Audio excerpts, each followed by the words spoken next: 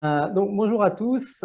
Donc là, le sujet qu'on va maintenant aborder, c'est effectivement l'utilisation des labels dans la commande publique, mais on va plus particulièrement focaliser notre table ronde sur deux labels en particulier.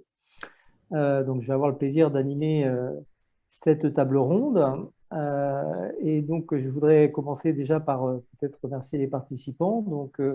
Qui peuvent peut-être rapidement, donc Laurent Desnoux, qui vient de la médiation des entreprises et qui nous parlera du label RFAR, donc relation fournisseur achat responsable. Thierry Muller, Quali Paysage, qui est également un label. Frédéric Ségur, donc Frédéric Ségur, qui est, j'espère pas dire une bêtise, mais de la métropole du Grand Lyon. C'est bien ça, Frédéric?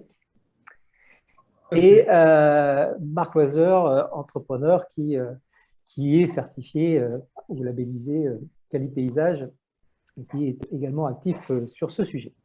Alors, juste en introduction, quelques mots sur la raison pour laquelle on a souhaité au sein de l'APK faire un petit focus plus particulier sur ces deux labels qui ne sont pas des labels directement de produits ou de services, donc utilisables directement comme moyen d'évaluation de l'offre. Donc, c'est quelque chose que nous avions développé à plusieurs reprises, de bien effectivement faire la différence entre des labels ou écolabels qui viennent définir des spécifications techniques ou des niveaux de performance comparables entre des produits ou des services et qui peuvent donc être directement intégrés comme une exigence, que ce soit en exigence technique pour toute ou partie ou éventuellement en condition d'exécution de l'offre sous réserve bien évidemment qu'on en accepte des performances équivalentes même si elles n'étaient pas labellisées. C'est vrai que cette confusion ou cette différence entre des labels que je vais qualifier de labels système, c'est-à-dire qu'on est, mais ça sera réexpliqué avec à la fois des exigences dans ces labels qui sont plutôt des exigences d'organisation, de gouvernance, de méthodes d'intégration dans ces pratiques d'une démarche tournée vers la qualité, l'environnement, la relation fournisseur, mais qui contiennent quand même, on le verra, je pense que les intervenants l'expliqueront, parfois quand même des exigences techniques dont on peut s'inspirer sur les délais de paiement des fournisseurs, ou le respect des délais des fournisseurs, sur la technicité à mettre en œuvre sur certains chantiers. Donc, l'intérêt en fait de ces deux labels, il est également pour nous qu'il amène quand même justement les différents acteurs. Donc là, ce qui est intéressant, c'est qu'il y a à la fois un label qui est un label tourné vers les acheteurs. Donc c'est quand même assez rare et je pense que Laurent Desnoux pourra aussi nous expliquer un petit peu, même si Pierre Pelouzet l'a fait ce matin en introduction, comment on a réussi à définir un label qui ne s'applique pas aux fournisseurs comme on a l'habitude, parce qu'on est généralement habitué à ce que les acheteurs demandent à des fournisseurs des labels, des preuves de certification, on en a un peu parlé ce matin. Par contre, ce qui est intéressant, c'est que la démarche s'applique aux acheteurs eux-mêmes, donc y compris bien évidemment les acheteurs publics, pour vis-à-vis des fournisseurs, en tout cas démontrer et mettre en œuvre une démarche dans la relation avec les fournisseurs et dans, on va dire, l'intégration d'un certain nombre de critères.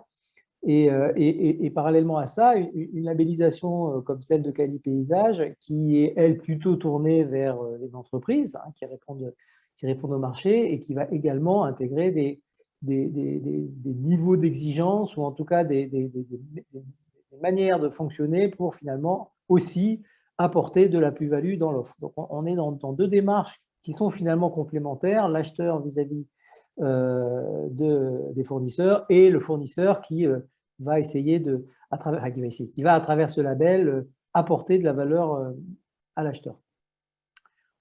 Et en fait, dans les deux sujets, il y a quelque chose qu'on a également évoqué à plusieurs reprises pour ceux qui étaient là ce matin.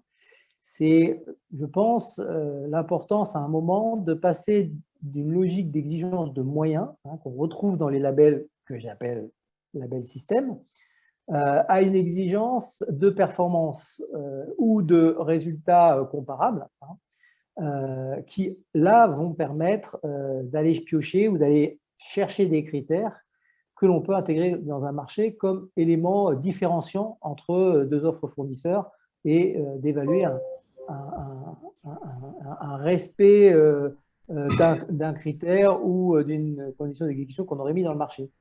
Donc, l'idée aussi, pour nous, c'est effectivement d'intéresser en fait davantage les acheteurs aux deux types de labels, sachant que souvent, les acheteurs connaissent les labels,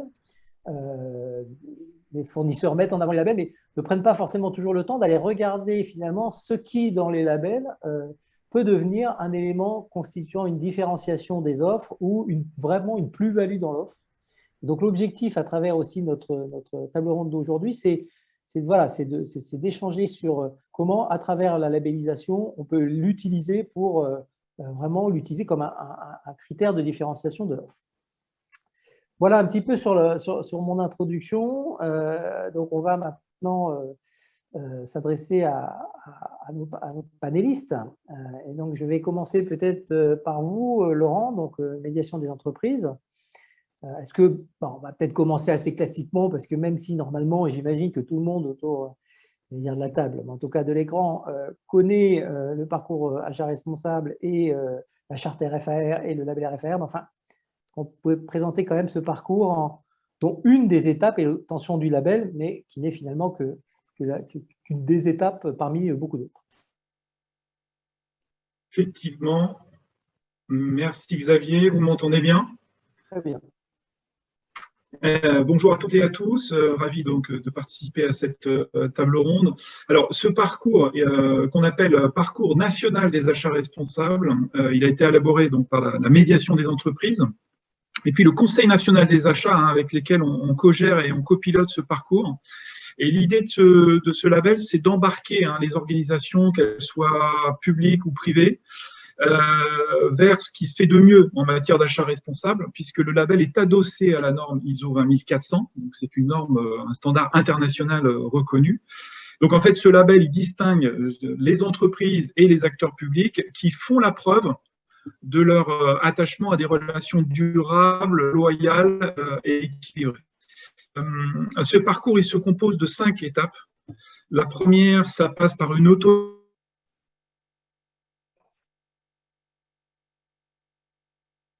Alors, j'ai perdu Laurent.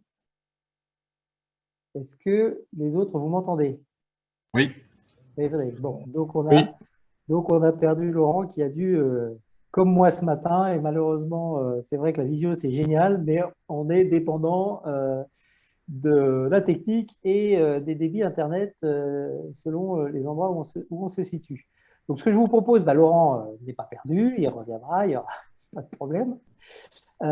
Thierry, du coup, en attendant, profitons-en pour situer ce qu'est Quali Paysage et finalement déjà présenter le label avant de présenter la démarche de manière peut-être un peu plus concrète. D'accord, merci. Bonjour à toutes et à tous. Merci Xavier de nous permettre de permettre plutôt à Quali Paysage d'être sous les feux de la rampe. Alors, on va toucher du bois un petit peu pour que la connexion perdure. Alors voilà, pour présenter Quali Paysage, j'irai d'emblée m'autoriser un petit raccourci, c'est un petit clin d'œil. Quali Paysage est à l'entreprise de paysage ce que Qualibat est à l'entreprise de bâtiment. Voilà, plus sérieusement, Quali Paysage a été créé il y a plus de 50 ans maintenant, en 1970, sous la tutelle du ministère de l'Agriculture, avec lequel un protocole a été signé en 1996. Quali Paysage est donc le seul organisme de qualification et de labellisation des entreprises du paysage. Quali Paysage est une plateforme d'échange paritaire qui regroupe dans toutes ces instances, et absolument toutes ces instances, des représentants des maîtres d'ouvrage publics et privés, des maîtres d'œuvre, architectes architectes du bâtiment et architectes paysagistes ou paysagistes concepteurs, des institutionnels du ministère de l'Agriculture et du ministère de l'Écologie, et bien sûr des entrepreneurs du paysage.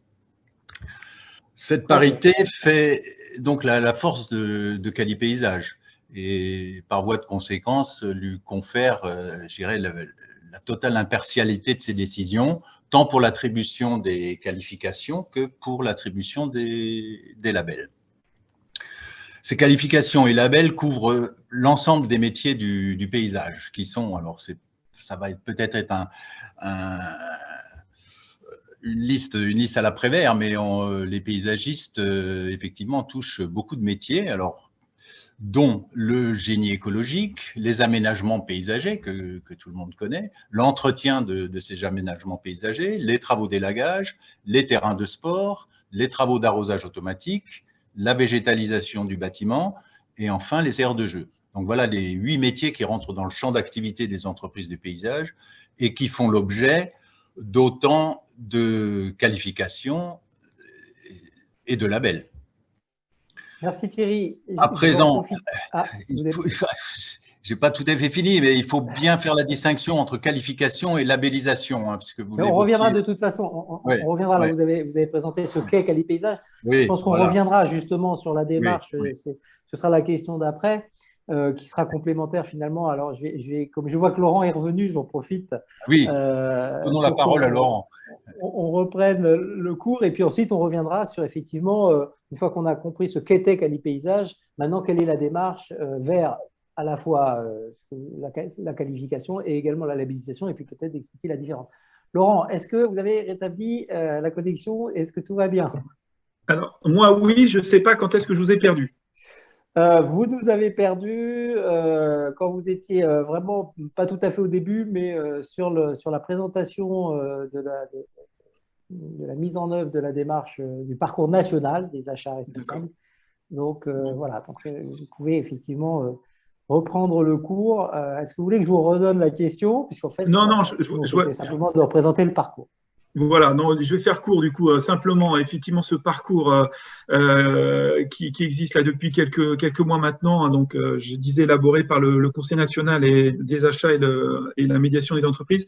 C'est donc un label qui distingue les acteurs publics et privés de leurs meilleures pratiques, de leurs meilleures relations avec les fournisseurs. C'est 5 étapes. La première, donc, je ne sais pas si vous aviez écouté à ce moment-là, mais l'auto-évaluation sous forme de questionnaire. La deuxième, c'est la signature de la charte, pour faire court. La troisième, c'est vous mettez en place un plan d'action, notamment sur les priorités sur lesquelles porte le label. La quatrième étape, c'est lorsque vous faites appel à un évaluateur agréé dès lors que vous vous sentez prêt à aller vers la démarche de labellisation. Et enfin, la cinquième étape, c'est la démarche le dossier de labellisation, où là, vous pourriez rejoindre, du coup, j'ai expliqué les 68 labellisés actuels, avec une très forte progression en 2021, puisqu'on a eu 30% de dossiers, de nouveaux labellisés en 2021. Voilà. Donc, 5 étapes aujourd'hui pour aller vers le label, qui, je le rappelle, est adossé à la norme ISO 20400, qui est un standard international très reconnu. Donc, c'est quand on a obtenu le label que commence, en tout cas, l'étape encore d'après, qui est de faire vivre à l'intérieur de l'organisation l'ensemble des exigences dans une démarche de progrès. Donc, en fait, ça ne s'arrête jamais. C'est pas une fois qu'on est là. Exactement, ce n'est pas une fin en soi. On est dans une démarche qui ne s'arrêtera jamais et c'est un peu l'objectif. Donc, du coup, en parallèle, donc là, je reviens vers vous, Thierry. Vous avez aussi finalement une démarche, alors peut-être rapidement à l'origine, vous l'avez dit, plutôt de qualification de compétences. Et puis aujourd'hui, on peut aller plus loin et on peut faire labelliser l'entreprise. Et donc, ça s'inscrit aussi dans un parcours évolutif. Est-ce que vous pouvez nous décrire aussi en quelques mots? Oui, tout à fait. Alors, il faut quand même faire la distinction, effectivement, j'amorçais tout à l'heure, la distinction entre qualification et labellisation. Alors, les qualifications, pour faire très court, qualification est avant tout une obligation de moyens de l'entreprise. On arrive à évaluer les capacités de l'entreprise et ça s'arrête là. Alors, pourquoi nous être engagés dans cette démarche de labellisation des entreprises? Tout simplement parce que l'ensemble de la profession avait bien conscience de la limite de ces qualifications, d'une part dans l'évaluation des travaux exécutés et d'autre part dans l'évaluation du comportement sociétal et environnemental de l'entreprise. Seule obligation de moyens ne suffisait plus. Et c'est là que le nouveau code de la commande publique nous a ouvert des portes en permettant l'utilisation de labels depuis le 1er avril 2019. Et c'est pourquoi mon prédécesseur a saisi cette opportunité pour amorcer le projet de labellisation des entreprises du paysage. Aujourd'hui, les labels quali-paysage représentent pour les donneurs d'ordre publics et privés la garantie du respect des procédures permettant d'atteindre un objectif de résultat attendu. Alors pour ce faire, il convient d'aller voir sur place si toutes les promesses sont tenues, autrement dit d'aller voir l'entrepreneur in situ et les collaborateurs de cet entrepreneur dans leurs locaux, dans leurs ateliers, leurs dépôts et bien sûr sur leur chantier. C'est le rôle que nous avons confié à EcoCert, qui est un organisme reconnu, tiers et indépendant. Et il revient donc aux auditeurs de contrôler in situ la conformité des procédures mises en œuvre par l'entreprise, en cohérence, tout premièrement avec les règles de l'art, tout simplement, les normes et les exigences sociétales et environnementales. Les labels sont donc le prolongement naturel des qualifications et répondent à une obligation de résultat du contractant. Représentent tout simplement un gage de confiance entre les parties pour répondre aux attentes de nos maîtres d'ouvrage en les accompagnant dans leur politique d'achat responsable, lors de la définition des besoins, comme critère de sélection des offres et comme condition d'exécution du marché. Donc, aux 3 étapes de la passation d'un marché.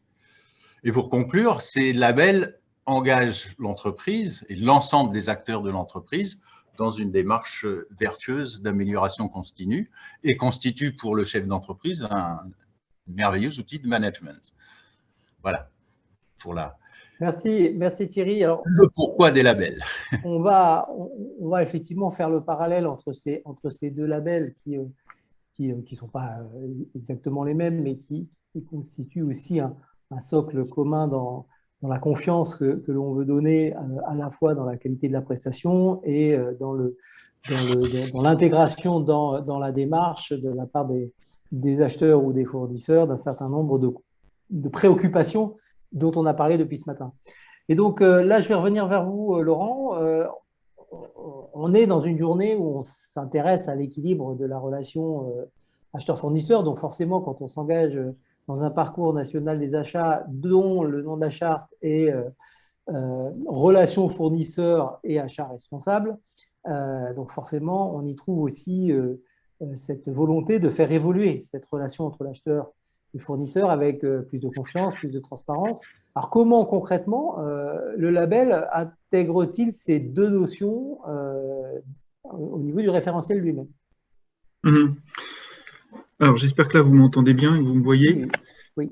Donc, effectivement, lorsqu'une organisation, comme une entreprise ou un acteur public, elle s'engage dans cette démarche de labellisation, alors déjà, c'est qu'elle a compris que sans fournisseur, on va dire fiable, tant dans la qualité de ses produits, de ses prestations, mais également dans la sécurisation de sa chaîne d'approvisionnement. Donc, sans un fournisseur fiable et un fournisseur en bonne santé financière, très clairement, cette organisation, elle peut se mettre en péril. Et le fait de s'engager aujourd'hui dans ce parcours et notamment dans le label, c'est que cette organisation affiche publiquement ses engagements. C'est-à-dire qu'elle prend la responsabilité d'être transparente, de rendre transparente également ses procédures d'appel d'offres, les conditions dans lesquelles elle va sélectionner et retenir ses fournisseurs. Et cette transparence, elle renforce très clairement la confiance entre les partenaires économiques. Donc l'idée au travers de ce label, c'est un peu quelque part une sorte de contrat de confiance qui va s'instaurer de manière plus formalisée et notamment sur certains points clés de la relation commerciale. Je prends 3 exemples. Le premier, c'est l'équité financière. Ça, c'est un référentiel du label. Dit autrement, ce sont les délais de paiement. Ça, très clairement, bien évidemment, plus on est en mesure de payer déjà selon les règles de la LME, et puis surtout si on peut anticiper ces paiements, ça démontre aussi, vous envoyez un signal très fort à vos fournisseurs que vous comptez pour eux. Et puis vous comptez sur eux aussi. Il y a deuxième exemple, c'est l'engagement à développer le sourcing. Et notamment à le systématiser, parce que aujourd'hui, tout acteur public, tout acheteur, je dirais, du secteur privé, doit nécessairement prospecter, rencontrer les fournisseurs, être à l'écoute justement de ces fournisseurs, tout simplement pour adapter son cahier des charges à la réalité économique du terrain. Et puis il y a les engagements notamment pour retenir ces offres, notamment en prenant en considération l'ensemble des critères, notamment sociaux et environnementaux, et non plus maintenant retenir uniquement le critère prix. Donc c'est ça, cette évolution qu'on attend par cette charte et ce label, de la relation acheteur-fournisseur, c'est d'avoir une vision, je dirais, plus large que le simple prix. En fait, on doit retenir une qualité de service, mais plus uniquement le prix. Donc, l'idée d'entretenir une relation on va dire, acheteur-fournisseur forte et apaisée, par le biais notamment de la collaboration, de l'écoute, du dialogue et de la transparence. Très clairement, je pense pour l'acheteur, c'est le gage d'une meilleure maîtrise. Ça, c'est important, une maîtrise des risques achats et approvisionnement. Voilà. Merci Laurent. Alors, juste pour info, on ne vous voit pas. D'accord. Moi, je ne vous vois pas, donc je n'ai pas voulu vous interrompre. On me voyait moi. Bon, c'est pas grave. Mais est-ce qu'on m'a entendu? On vous entendait très bien. C'est pour ça que je ne vous ai pas entendu, mais enfin, je ne vous ai pas coupé, mais on ne vous voyait pas. Donc, voilà.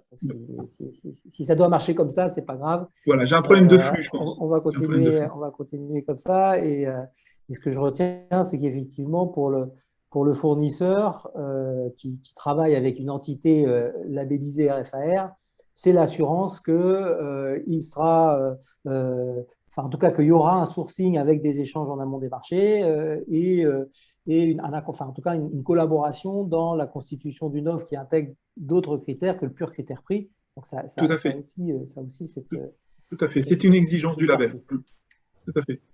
Alors, je vais revenir vers un petit peu Quali Paysage là, pour interroger. Là, on revient sur une certification de fournisseur. Donc, Monsieur Loisler, vous, Marc, vous êtes entrepreneur, vous êtes labellisé. Donc, vous avez déjà franchi le parcours pour arriver à cette étape-là.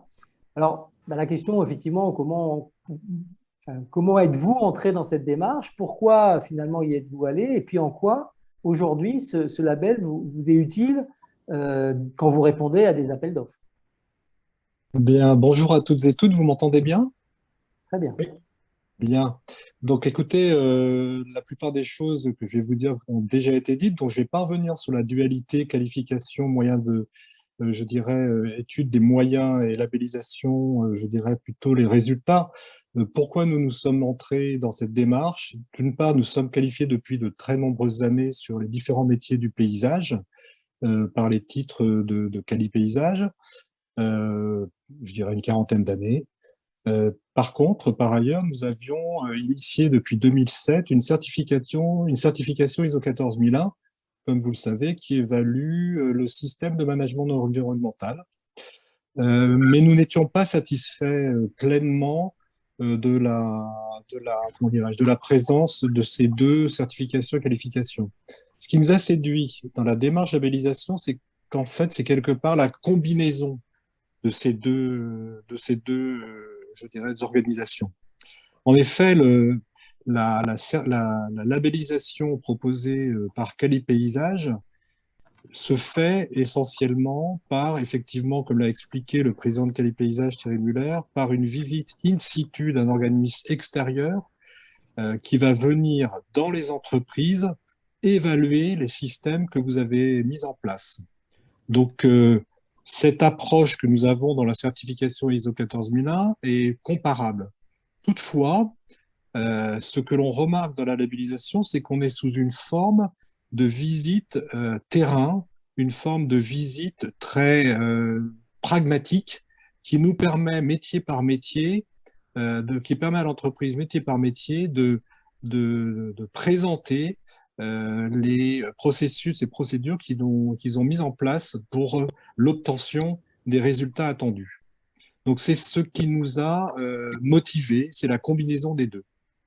Et par ailleurs, effectivement, il faut souligner un effet interne de ces labellisations qui nous importe quand même, c'est que l'architecture des labels métiers que Qualipaysage a mis en place ne sont pas des labels figés dans le marbre. Alors, il y a une partie d'invariants, hein, tout ce qui va concerner le document unique, etc., sont évidemment des choses tout à fait figées. Mais par contre, sur les évolutions métiers, nous allons avoir des outils d'amélioration continue, comme on l'a exprimé.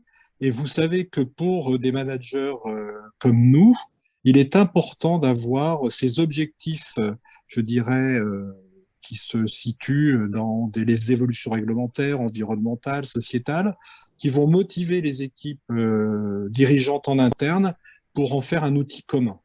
Donc voilà, donc en résumé très rapidement, la combinaison d'une certification, d'une qualification, une mise en place d'un plan d'amélioration continue et évidemment offrir à notre client donneur d'ordre une culture du résultat. Merci.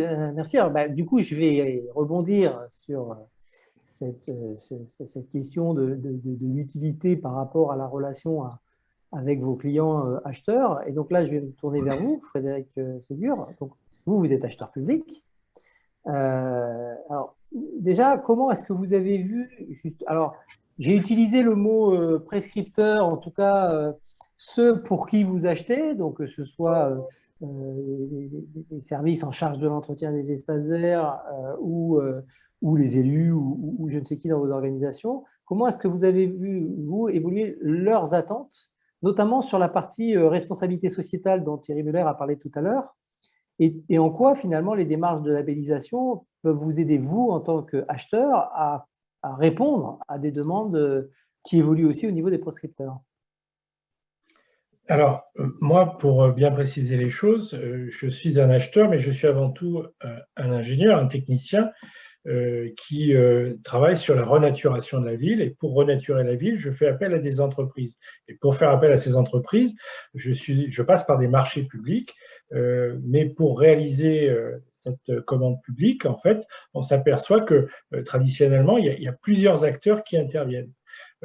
On a bien sûr nos décideurs politiques, les élus, et pendant très longtemps, l'attente des élus, c'était une attente essentiellement qui portait sur le coût et la capacité de l'entreprise à réaliser le projet dans les délais impartis pour pouvoir inaugurer quelque part l'opération. Donc, on était assez loin de questions liées à la RSE.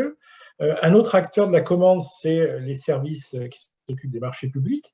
Eux, leur principale attente, ce n'était pas tellement ces questions-là, parce qu'elles n'étaient pas forcément explicitement mises en avant dans le code de la commande publique. Pour eux, c'était vraiment la sécurité juridique qui était l'alpha et l'oméga de la passation des marchés publics. Et pour quelqu'un comme moi qui suis technicien, ce qui m'intéressait, c'est de vérifier la capacité à faire de l'entreprise. Est-ce que l'entreprise a le personnel, le savoir-faire technique pour réaliser de manière qualifiée justement ces travaux. Et à ce titre, les titres de qualification classiques, tels qu'ils étaient utilisés au préalable, permettaient de répondre à cette attente de la capacité à faire. Et puis, progressivement, on s'est aperçu que les enjeux liés aux questions sociétales, environnementales, sont montés en puissance. Au départ, c'était plutôt une démarche un peu volontariste et militante qui pouvait venir de certains élus ou même de certains pilotes de projets qui ont intégré des critères sociaux ou environnementaux, notamment pour la sélection des offres, dans les critères de sélection des offres. Et puis, depuis quelques années, on constate que au niveau de la société, les habitants, qui sont aussi des électeurs, ont une demande de plus en plus affirmée que les commandes publiques répondent à ces enjeux de société, que sont les enjeux environnementaux, que sont les enjeux sociaux. Et du coup, les élus qui, eux, également se sont renouvelés, il y a aussi beaucoup plus de sensibilité par rapport à ces questions, et il y a une certaine maturité aujourd'hui de l'ensemble, une sorte d'alignement de planète de l'ensemble des acteurs pour être plus exigeants sur les questions sociétales et environnementales. Et aujourd'hui, les labels sont, avec l'évolution du Code de la commande publique dont parlait Thierry Muller tout à l'heure, une véritable opportunité pour aller dans le sens de cette amélioration qualitative de la commande publique. Merci. Donc, on sent qu'effectivement, il y a une attente, mais face à une attente, il faut ensuite apporter des réponses. Et si j'entends bien ce que vous venez de dire, des réponses qui se voient, enfin en tout cas qui se perçoivent dans le résultat pour ce qui vous concerne des ouvrages que vous aurez achetés. Il faut que, si je comprends bien, qu'à la fois les citoyens, enfin en tout cas les personnes qui vont voir ces espaces publics, finalement, touchent du doigt le fait qu'on y a mis ces différents critères et que derrière, c'est une réalité. Parce qu'on parlait du prescripteur, mais le prescripteur, c'est l'habitant. C'est lui qui est à l'origine. Et finalement, l'élu et les services ne font que traduire la demande sociale pour la transformer en réalisation. Alors, si je puis me permettre 30 secondes sur cet aspect des choses, pourquoi la labellisation génie écologique, nous avons choisi le génie écologique? Parce qu'en fait, en génie écologique, on peut mesurer d'une manière très pragmatique les résultats. On peut par exemple faire un inventaire faune-flore en début et en fin d'ouvrage. Et ça, ce sont des résultats qui sont attendus par les citoyens, par les élus. De même, les labellisations sur les terrains de sport, nous avons des mesures très précises pour la performance des surfaces sportives. Donc ces résultats, seuls les labels peuvent le porter sur des critères, je dirais, mesurables et opposables. Donc c'est un point important. Voilà, je ne veux pas rajouter plus, mais c'est important effectivement de toujours faire la part entre l'organisation et la mise en œuvre d'une démarche pour aller vers ces sujets-là, et puis, comme vous venez de le souligner, d'y intégrer des éléments concrets, factuels, et surtout qu'on puisse mesurer et démontrer lorsqu'on a choisi ou retenu telle ou telle solution. Donc, je pense que c'est effectivement fondamental. Merci pour cette précision. Alors, je me retourne du coup de nouveau vers vous, Laurent, parce que pour vous, au départ, hein, le label Relations fournisseurs achat responsable est donc avant tout un label qui porte sur le management de la relation achat. Si vous avez fait plusieurs fois référence à la norme ISO 20400 sur les pratiques achats responsables, mais donc on est effectivement plutôt dans ce sujet-là. Alors comment, pour autant, hein, ce parcours national des achats responsables peut-il permettre quand même enfin pas quand même, mais en tout cas apporte-t-il le fait de faire émerger des réponses concrètes aux questions environnementales et sociales qu'on évoque et qu'on a évoquées à plusieurs reprises depuis ce matin? Alors effectivement, ce parcours permet très clairement de faire émerger des réponses concrètes. Hein. Alors, ce qu'il faut voir, c'est qu'au travers de la charte et du label, on cherche à transformer l'ADN quelque part de la fonction achat, c'est-à-dire qu'on veut faire évoluer les méthodes d'achat. On cherche à amener l'acheteur et son organisation dans la réflexion sur les critères d'achat, c'est-à-dire avoir le réflexe systématique lorsqu'il y a un nouvel acte d'achat, de se poser la question des bons critères. Voilà, donc ça suppose des critères pertinents et pas reprendre des critères qui émanent d'un confrère alors qu'on n'est pas sur le même marché économique, on va dire le même environnement économique. Alors, en fait, par ce parcours, je pense qu'il y a 3 actions majeures sur lesquelles on peut faire émerger des réponses concrètes. La première, c'est qu'elle vient du niveau de l'entreprise. C'est tout simplement la stratégie RSE, la stratégie achat responsable qui est impulsée par la direction générale. Pourquoi? Parce qu'elle va demander clairement aux acheteurs aujourd'hui de retenir des fournisseurs maintenant sur des critères pas uniquement ciblés sur le prix, mais de tenir compte d'autres critères. Donc, il faut que ça émane d'un sponsor à haut niveau pour que l'acheteur puisse justement avoir un mandat et quelque part se sécuriser pour y aller. La deuxième action majeure, là, elle est aussi du niveau de l'entreprise, très clairement, c'est la formation des acheteurs, hein, ce qui est demandé dans le cadre du label, encore une fois dans cette démarche de progrès continu.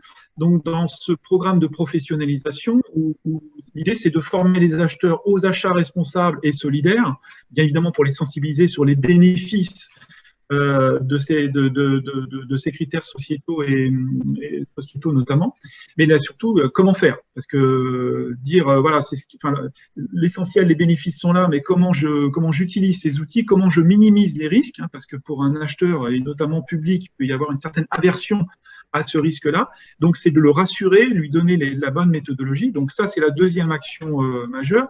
Et puis la troisième action, là, elle est plutôt d'ordre, on va dire individuel, hein, elle est rappel à son bon sens et surtout à sa capacité d'échanger, d'interagir avec le fournisseur. Et là, on est dans cette démarche de sourcing.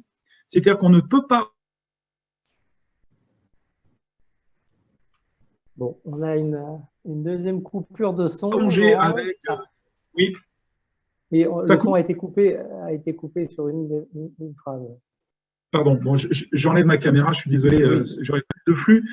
Je disais simplement pour terminer que dans cette troisième action, ce qui est important, ce qui est attendu de l'acheteur, justement, c'est dans cette partie sourcing, c'est par cette rencontre, cette prospection fournisseur et cette rencontre avec différents fournisseurs, d'entendre les fournisseurs sur leur capacité à répondre dans le cas où on met un certain nombre de critères, parce qu'il faut que les fournisseurs derrière soient prêts à pouvoir répondre à ces critères. Et donc, c'est par cette rencontre-là, régulière, cet échange, cette écoute, ce dialogue courant, et c'est ce qui est réclamé par le label. Et donc, par ces méthodes d'achat, je dirais, on va dire, vertueuses, on est en capacité véritablement de faire émerger ces critères environnementaux et sociaux. Alors ça, c'est un sujet extrêmement important parce qu'on entend souvent, hein, finalement, même des acheteurs, hein, de dire oui, effectivement, on a bien en amont une politique développement durable, RSE, une politique achat responsable et tout le monde veut y aller. Mais bon, après, quand nous, au quotidien, ce qu'on nous demande, c'est le prix, le budget, voilà. Et que donc, ce sont bien cette logique de cohérence à animer dans l'entreprise et de ne pas juste, effectivement, lancer des grands objectifs, puis après, dans les différentes étapes de la réalisation des marchés, se rendre compte qu'à la fin, on l'a un peu mis de côté, mais amener aussi à ce que la cohérence entre la pratique des acheteurs et la stratégie annoncée reste logique et que les fournisseurs, finalement, ne se retrouvent pas dans des situations où on leur explique que tout ça, c'est important, mais que quand ils apportent des réponses, on leur dit oui, mais bon, pour l'instant, ce qui est plus important, c'est le budget. C'est ça que je comprends également. Voilà. Alors, donc, Thierry, là, même chose, hein, on a compris, donc ça a été un élément important de ce qui est dit par Laurent dans le cadre d'une pratique achat responsable. Donc, on a compris que, en fait, pour faire évoluer l'ensemble des pratiques, on l'a dit plein de fois depuis ce matin, il faut que acheteurs et fournisseurs se parlent en amont des marchés. Ça, c'est quelque chose qui est facile à dire. Et puis après, les acheteurs, il faut qu'ils se débrouillent pour trouver le temps de le faire, respecter les procédures quand même de transparence dans les rendez-vous avec les fournisseurs. Donc, c'est facile de dire aux gens, bon, bah, parlez-vous. Je pense qu'il n'y a personne qui va dire non, c'est pas ce qu'il faut faire. Par contre, il faut que ça puisse se faire et ce n'est pas toujours évident. Et du coup, est-ce que finalement, en passant par une démarche de labellisation, on peut aller encore plus loin et finalement passer d'une réflexion, donc moi ce que j'appelle une réflexion individuelle, c'est-à-dire qu'un acheteur et un fournisseur doivent se parler pour réfléchir ensemble sur comment intégrer ces critères dans les marchés, mais comment faire en sorte que finalement le label soit aussi un support pour passer à une réflexion plus collective et qui finalement va permettre à l'ensemble des acheteurs de bénéficier quelque part de ces réflexions et de ces échanges en gagnant un peu de temps. Oui, donc oui, passer d'une démarche individuelle à une démarche collective. Alors en effet, bon, si le code de la commande publique invite les acteurs, enfin tous les acteurs à des démarches individuelles de sourcing en amont des projets, il permet également d'utiliser des labels. Hein, c'est bien cette nouveauté dans le code de la commande publique qui nous a incité en fait à envisager une démarche plus collective, tout simplement. En effet, il est possible à l'acheteur public d'exiger un label, même s'il pose des exigences supérieures à celles attendues dans le marché, ce qui n'était pas du tout envisageable auparavant. Donc le label se rapproche ainsi d'une carte de visite, un gage de qualité par nature. Alors on a été un petit peu aidé pour ça, hein, parce que les dispositifs du plan national pour les achats durables, public-privé, le PNAD, hein, constitue en fait notre ligne directrice pour la rédaction de nos référentiels. Ainsi, être labellisé permet aux entreprises de s'engager tout d'abord dans une démarche d'amélioration continue, comme l'a souligné Marc Loisler tout à l'heure, et permet de répondre aux enjeux en termes d'achat responsable. C'est bien pour répondre aux exigences de cette démarche plus collective que Calais Paysages s'est aussi rapproché de l'APK pour faire évoluer nos référentiels et construire une grille de performance en phase avec les attentes des acheteurs publics et surtout accessible aux entreprises de toute taille. Et comment? Grâce à des critères, Marc l'a très bien souligné tout à l'heure, à des critères très pragmatiques, hein, notamment au niveau de tous les critères en termes de responsabilité sociétale et environnementale. Et ainsi, on souhaite inscrire toute la filière dans une évolution positive tournée vers la qualité. Donc c'est ça notre démarche collective, dans un rapport gagnant-gagnant au profit de la compétitivité des entreprises, en préservant le bien-être des salariés, au profit d'une relance économique à l'échelle des territoires en favorisant la sauvegarde des emplois locaux, tout en préservant notre environnement, ce qui pour des paysagistes est un petit peu normal. Hein, l'environnement est dans l'ADN des entreprises du paysage depuis toujours. Donc voilà, la démarche collective est là.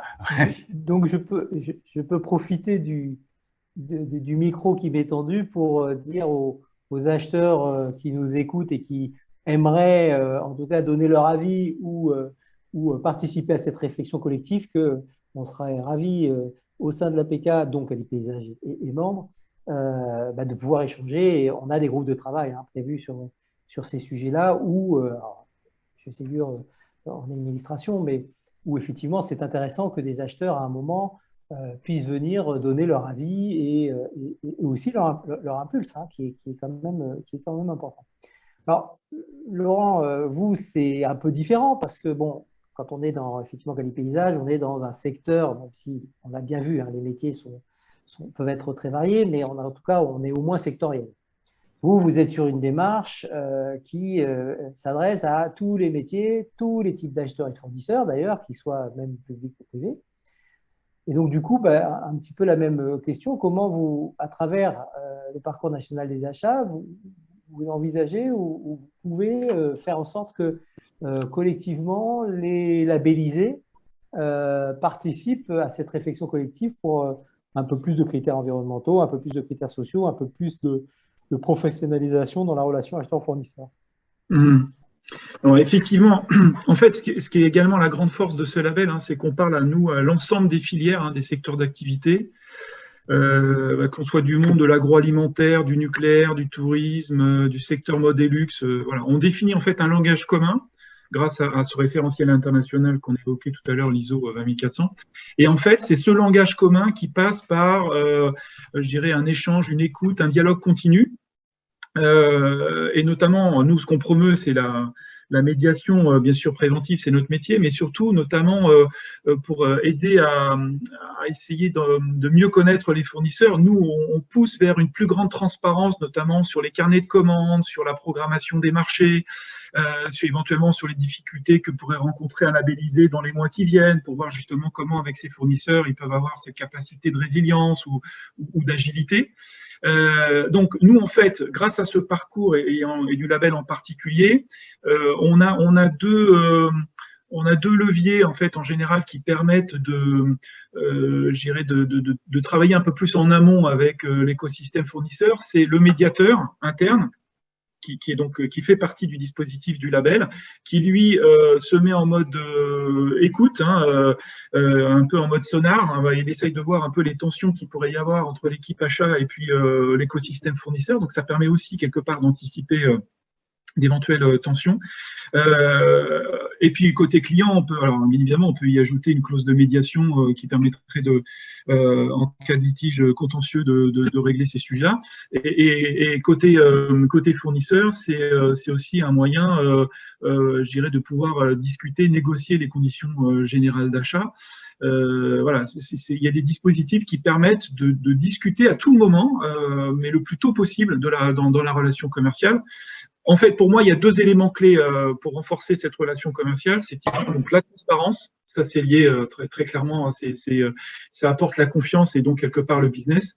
Et puis, ce que je disais, cette visibilité du carnet de commandes, parce que c'est important aussi pour des fournisseurs, des TPE aujourd'hui, d'anticiper un appel d'offres, ne serait-ce que pour peut-être aller recruter la bonne expertise, se grouper peut-être pour aller chercher un nouveau savoir-faire. Voilà, il y a un avantage des deux côtés, tant côté client que côté fournisseur, à essayer d'être le plus transparent et d'anticiper au maximum les relations. Merci Laurent. Donc, je vais rebondir sur ce sujet. Vous parlez de transparence, vous parlez effectivement aussi de confiance et donc au cœur d'une relation. Donc, Frédéric, donc, on a beaucoup parlé de comment intégrer des critères dans les marchés et donc des choses qui deviennent en fait très concrètes, qui vont finalement permettre de mieux définir le besoin, d'y rajouter des éléments importants en matière de critères sociaux et environnementaux. Mais enfin, il y a un point quand même qu'il ne faut pas oublier, c'est la notion de responsabilité du donneur d'ordre et donc la nécessité pour les acheteurs de contrôler tout ce qu'on leur dit. Donc, quand on répond à un marché, on doit fournir non seulement une réponse sur la qualité de ce qu'on va remettre, sur le respect des exigences techniques, mais enfin, on doit aussi démontrer qu'on a la capacité et qu'on va respecter l'ensemble de ces éléments-là. Est-ce que le label, ou les labels, et puis plus particulièrement Quali Paysage, peuvent d'une certaine manière faciliter la vie de l'acheteur? C'est exactement ça. C'est vrai que quand on liste tous les critères qu'il faudrait prendre en compte pour intégrer ces enjeux environnementaux et sociaux dans les marchés publics, souvent ça fait peur aux pilotes de marché parce qu'ils vont dire comment je vais pouvoir vérifier tout ça. C'est pas tout d'avoir une exigence, encore faut-il la vérifier. On le voit souvent avec des mémoires techniques qui promettent plein de choses qui finalement sont rarement mises en œuvre.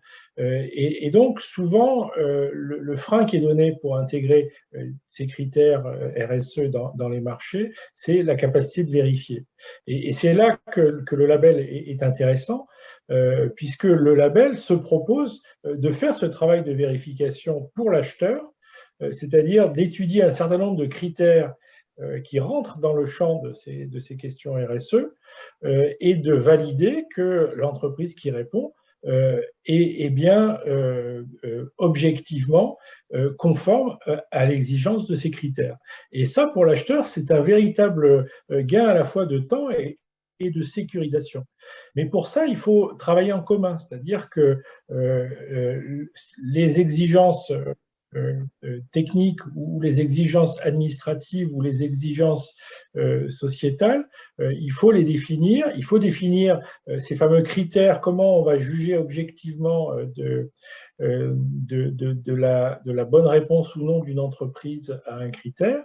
Et c'est vrai qu'au sein de Quali Paysage, l'intérêt de la démarche qui intègre à la fois dans la gouvernance des maîtres d'ouvrage, des maîtres d'œuvre et des entreprises, ça permet de faire ce dialogue pour être en capacité de définir ensemble des référentiels qui permettent d'intégrer ces enjeux de RSE dans le contenu des référentiels des labels et du coup avoir des labels qui répondent aux questions que se posent les acheteurs publics par rapport à ces enjeux de RSE.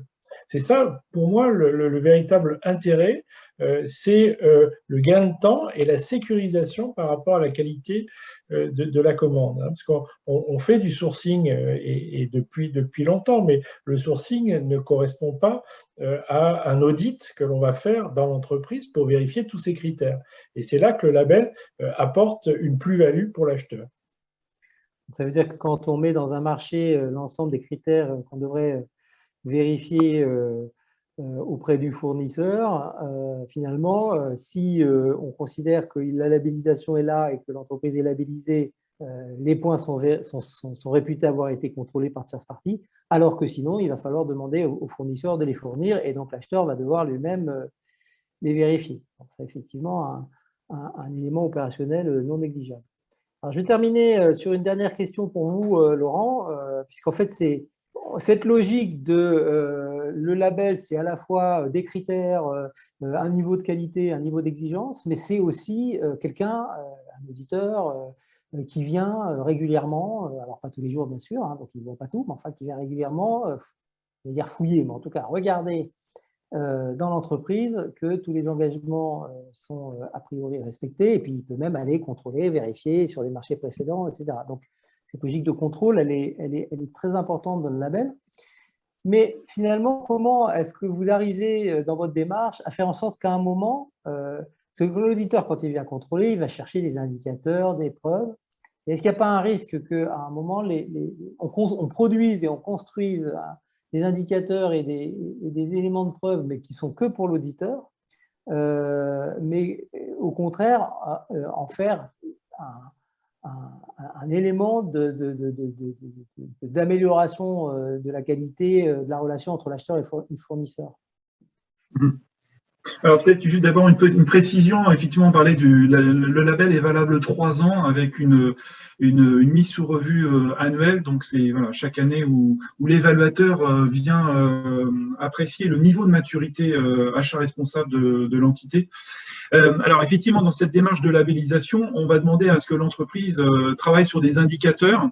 Alors, généralement très simple, parce que l'idée, c'est que ça soit des indicateurs communs, partagés, qui soient un peu la base de discussion avec les fournisseurs, de manière justement à mettre en place des actions correctives lorsqu'il y a un écart éventuellement.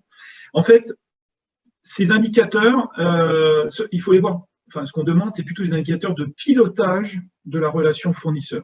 C'est comment ces indicateurs peuvent aider à une meilleure maîtrise, je dirais, des risques, des risques achats, une meilleure maîtrise des relations, avec l'idée vraiment de progresser, de faire progresser l'entreprise, notamment sur ses priorités RSE et achats responsables.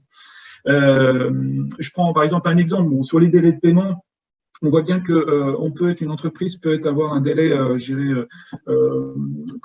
correct, hein, mais il y a aussi des éléments qu'elle ne maîtrise pas ses fournisseurs lui envoient pas les bonnes factures, pas au bon délai, etc. Donc ça, il y a un travail de fond qu'il faut réaliser. Ça, je vais dire, c'est pas à l'auditeur, ça n'intéresse pas. Par contre, ça va intéresser le directeur financier, la direction générale des achats, pour voir comment on peut payer plus rapidement des TPE, PME, etc. Le deuxième exemple, c'est la dépendance réciproque. On peut se retrouver avec des fournisseurs qui réalisent un gros chiffre d'affaires chez nous. Il ne s'agit surtout pas de les écarter, mais au contraire de les accompagner pour diversifier leur chiffre d'affaires. Et puis peut-être le jour où on a besoin on était en crise, on a réduit un peu la voilure, et puis à un moment on est dans cette période de relance, on a besoin d'eux. Ça sera grâce à cette démarche, je dirais commune, d'avoir identifié un indicateur, une action particulière de manière collaborative qui va faire la différence. Moi, j'ai envie de dire, peu importe l'indicateur, en fait, il faut voir l'indicateur comme un prétexte pour échanger avec ses partenaires économiques. Ça peut être avec un ancien fournisseur qu'on n'a pas revu depuis un certain temps. Ça peut être aussi avec un fournisseur fâché, voilà, parce que c'est aussi une occasion, et on sait qu'il a une expertise et ça mérite peut-être de renouer le dialogue.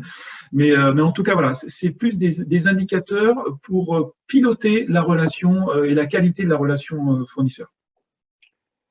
Merci Laurent, on approche de la fin de cet après-midi. Moi, ce que je retiens, c'est que ce soit l'un ou l'autre, mais on l'a évoqué aussi ce matin sur d'autres sujets, notamment dans la mobilité, c'est que l'enjeu de la labellisation, il est important, et pour autant, on est encore finalement au début de ce qu'on pourrait en faire. Vous évoquez le nombre de labellisés tout à l'heure, et quand on regarde finalement aujourd'hui entre des gens qui s'engagent dans une démarche, je cite souvent cet exemple, c'est parce que je pense que c'est important de le savoir, il y a près de 1000, de mémoire, 2500 personnes qui signent la charte des achats responsables, enfin c'est ça, en entreprise. Et puis à la fin, il y a une 70, même si ça a bien progressé, qui sont labellisés. Et je pense que Quali Paysage a aussi cet enjeu à un moment d'amener l'ensemble de la profession à se mobiliser. Et on l'a vu ce matin dans la mobilité, dans l'hébergement, c'est la même chose. Quand on regarde effectivement au niveau des labels, il y a vraiment encore beaucoup à faire pour que ça devienne, vous l'avez plusieurs fois dit, c'est inscrit dans le code de la commande publique, c'est un outil au service des acheteurs, ça pourrait être un outil au service des acheteurs publics pour évaluer l'offre économiquement la plus avantageuse, et il y a encore beaucoup de travail à faire. Et moi, j'ai juste un message que je voudrais faire passer, c'est que finalement, tout ça, ça marche quand tout le monde demande. C'est-à-dire que souvent, si les acheteurs ne demandent pas ou ne sont pas pro-label en disant à leurs fournisseurs, mais nous, on veut des fournisseurs labellisés, parce que petit à petit, les critères, on va les mettre. Et si à la fin, de toute façon, vous répondez à tous les critères qu'on a pris dans les labels, eh ben, aller jusqu'à la labellisation, ça va nous simplifier la vie. Donc, il faut que les acheteurs soient en attente et en demande et aillent regarder effectivement comment dans cette labellisation, et ça aussi, c'est la professionnalisation de l'acheteur, c'est qu'est-ce que de cette labellisation, je vais tirer moi en tant qu'acheteur comme sécurité, confiance et compréhension de la maîtrise de la prestation. Donc, il faut que les acheteurs demandent. Et si les acheteurs sont intéressés par les labels et demandent du label, les fournisseurs pourront y répondre et apporter des réponses à travers la labellisation. Et donc, je pense qu'effectivement, il y a deux sujets. Il y a celui de l'incitation à développer la labellisation par les acheteurs et par les fournisseurs parce que c'est un gage de confiance. Et puis, il y a à l'intérieur de ces labels, aller trouver des critères qui permettent quand même de définir et de montrer que quelqu'un qui est labellisé a une valeur ajoutée. Parce que je crois que c'est vraiment, à la fin, ce qui doit vraiment transparaître de tout ça, c'est que si je compare une offre d'un fournisseur avec un label d'une offre d'un fournisseur qui n'a pas de label, normalement, il y en a une des deux qui apporte plus et qui finalement va apporter plus de valeur dans l'offre. Donc voilà, je ne sais pas si, messieurs, il nous reste 3 minutes, vous voulez peut-être rajouter quelque chose. Sandrine, s'il y a une question, si tu as quelque chose à rajouter avant qu'on puisse terminer cette table ronde, si ce n'est de relancer un appel aux acheteurs publics qui souhaiteraient effectivement à un moment participer à des réunions d'échange ou de réflexion sur ces sujets-là qui sont des sujets extrêmement importants. Ben là, il faut s'adresser à Sandrine. Merci beaucoup, merci messieurs de votre participation et puis à bientôt. Au revoir. Merci, au revoir à tous. Merci. Merci. Merci, au revoir. Au revoir. Oui, bien, je vais reprendre la parole. Donc, ça tombe bien parce que Xavier a clôturé la table avant que j'ai eu le temps de dire qu'il n'y avait pas de questions, parce que si on avait eu, on n'était pas bien. Mais non, a priori, il y a une question. Alors, si tout le monde n'est pas parti, existe-t-il un site permettant de vérifier tous les labels existants et les entreprises les détenant? Alors, il existe par exemple, sur le site de label, sur le site de l'ADEME notamment. Là, je vais parler des labels qualité, des labels produits ou des labels services. Sur le site de l'ADEME, vous allez trouver tous les labels, en tout cas une grande partie des labels. Par contre, pour les entreprises qui les détiennent, généralement, c'est sur les sites de chaque label. Donc, je ne pense pas me tromper en disant que si je veux savoir qui est labellisé RFAR, sur le site RFAR, ça tombe bien, c'est le même nom, je vais les trouver. Quali Paysage, je vais peut-être laisser Quali Paysage répondre. Oui, nous démarrons cette procédure. Donc aujourd'hui, les entreprises labellisées ne font pas encore légion. Par contre, on a beaucoup de demandes et on a déjà quelques entreprises qui sont labellisées, bien entendu. Et ça sera tout à fait consultable, je dirais, sur le site de Quali Paysage, tout simplement. On pourra savoir quelle entreprise est labellisée. C'est généralement le cas, puisque dans une démarche de labellisation, le but, ce n'est pas de le garder secret.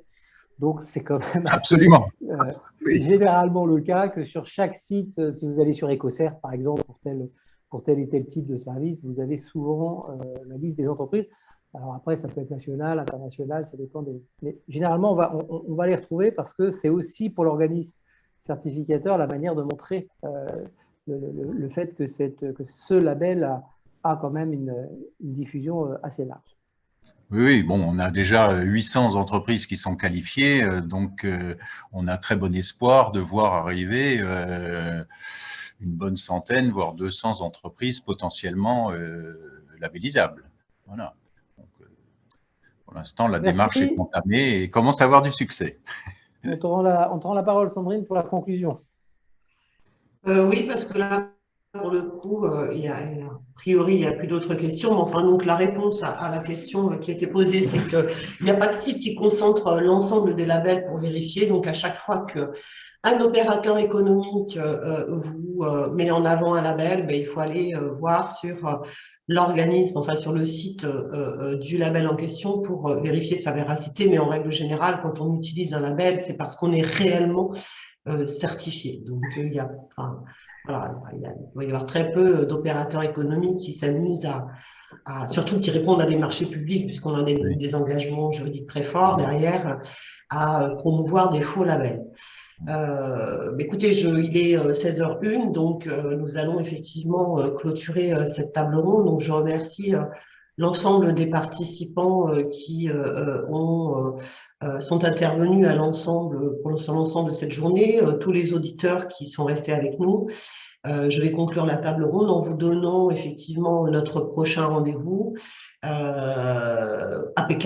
Le prochain rendez-vous APK, c'est le 1er décembre à Paris, où nous renouerons avec une conférence annuelle, enfin une conférence en présentiel, donc vous y serez bien évidemment invités. Comme toutes nos manifestations, notre conférence sera gratuite pour l'ensemble des personnes qui veulent venir profiter de cette journée pour s'informer ou se former.